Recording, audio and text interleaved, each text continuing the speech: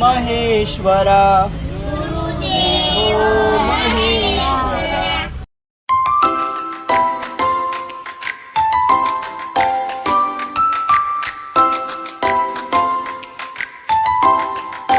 સ્કૂલે રોજ જાઓ ને તો જ તમે ભણીને ડોક્ટર બની શકશો.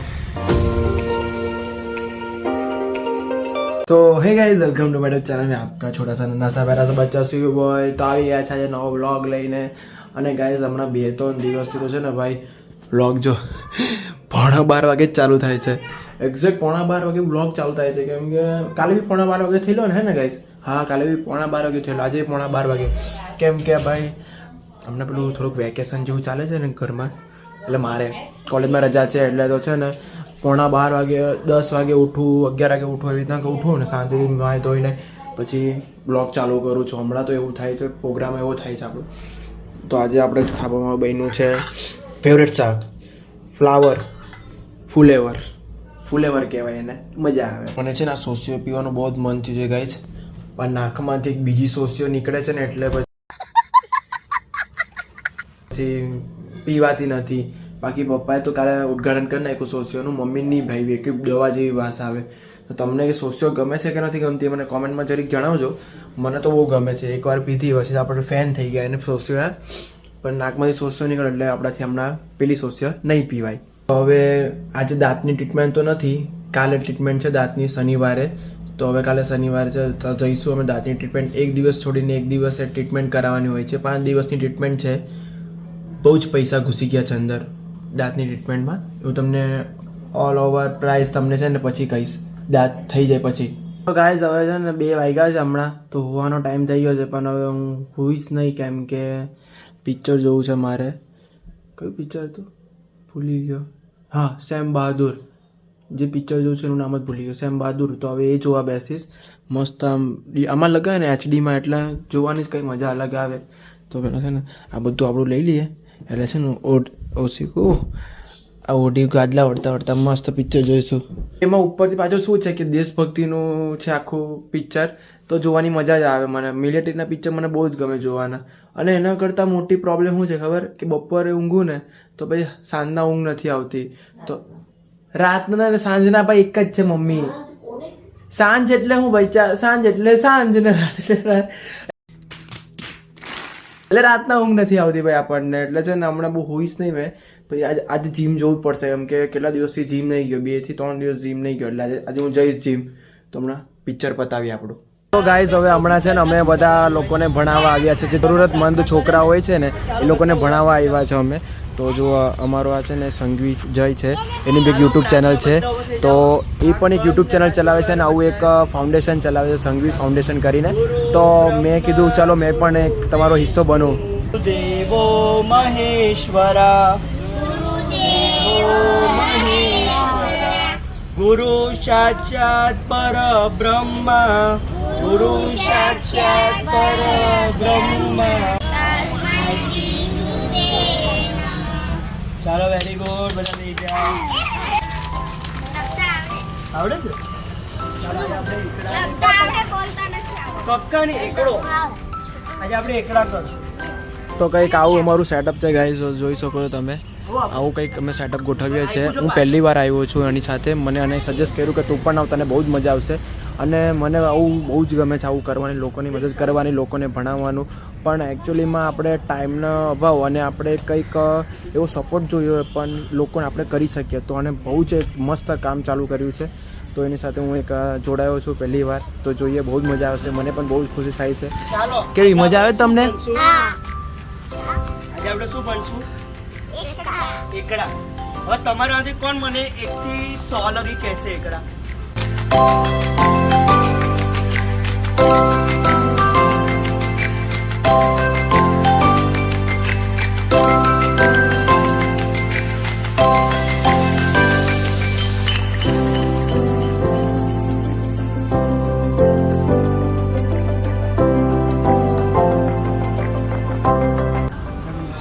પછી આમ આ તું જે કરજો ને હિન્દીનો એકડો છે, આ ગુજરાતીનો, આ રીતે કરો છો.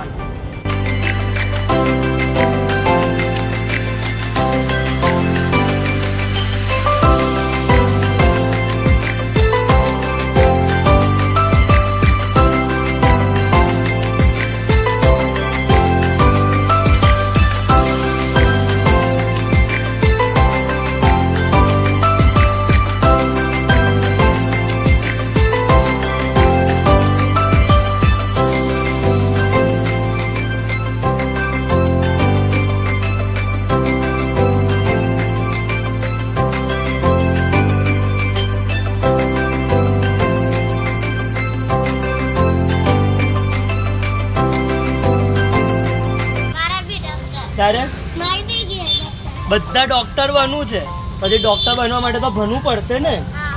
તો આપણે લોકો સરખી રીતે ભણશું ને તો આપણે બધા જ ડોક્ટર બનશું.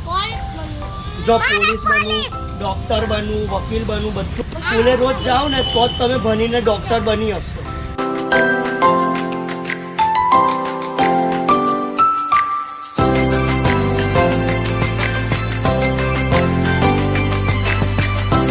ગાઈઝ હવે આપણો અહીંયા કાર્યક્રમ પતી ગયો છે. અહીંયા બધા છોકરાઓ ચાલ્યા ગયા છે. તો આ મારો ફ્રેન્ડ છે, એ NGO ચલાવે છે કે શું નામ છે NGOનું? સંઘવી ફાઉન્ડેશન. સંઘવી ફાઉન્ડેશન. તો તમારે જોડાવવું હોય તો તમે જોડાઈ શકો છો. કોન્ટેક્ટ કરવું હોય તમારે મને તો કોમેન્ટમાં કહેજો મને.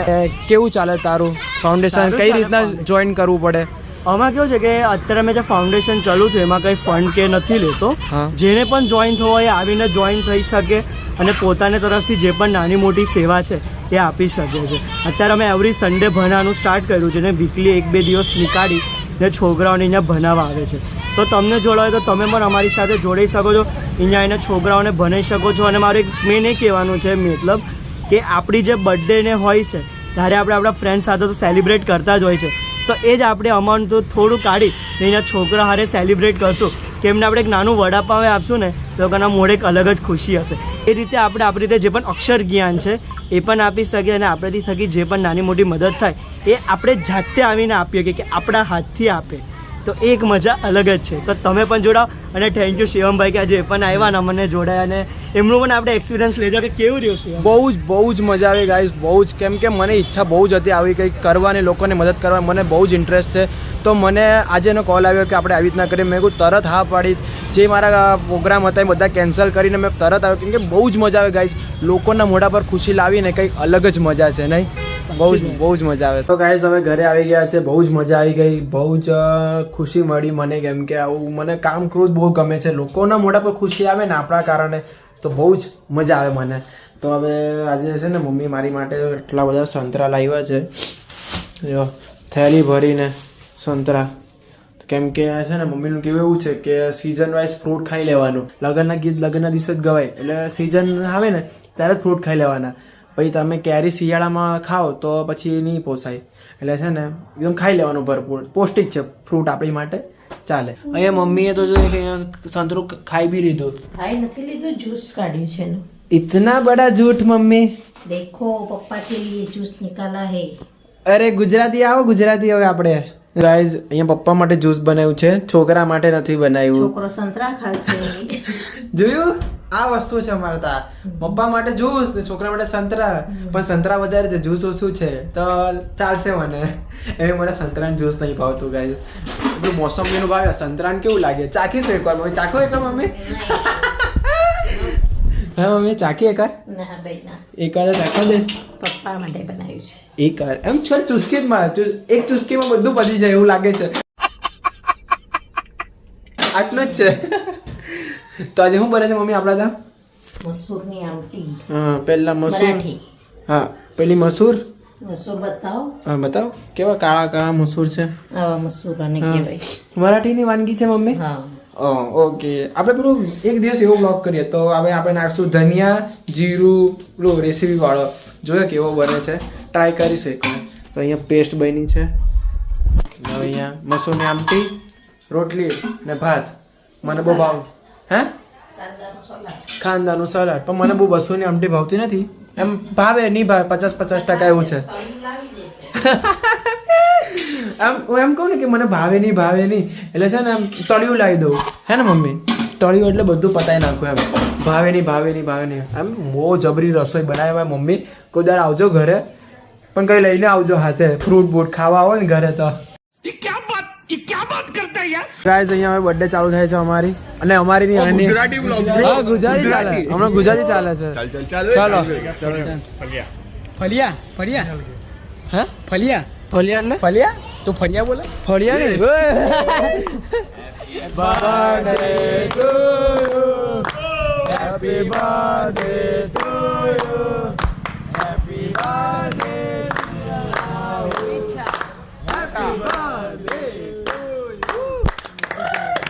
તો અહીંયા હવે વ્લોગનો એન્ડ કરવાનો ટાઈમ આવી ગયો છે ગાઈઝ. અહીંયા દરરોજ હવે 3 દિવસથી 12 વાગે વ્લોગ એન્ડ થાય છે. હા સોરી, મમ્મી પપ્પા સૂઈ ગયા છે. તો અહીંયા જ બ્લોગની એન્ડ કરીએ. તો મળીએ નવા બ્લોગ સાથે. Tata bye bye, C you. અને સબસ્ક્રાઈબ કર્યા વગર નહીં જતા ગાઈઝ. તો મળીએ, બાય.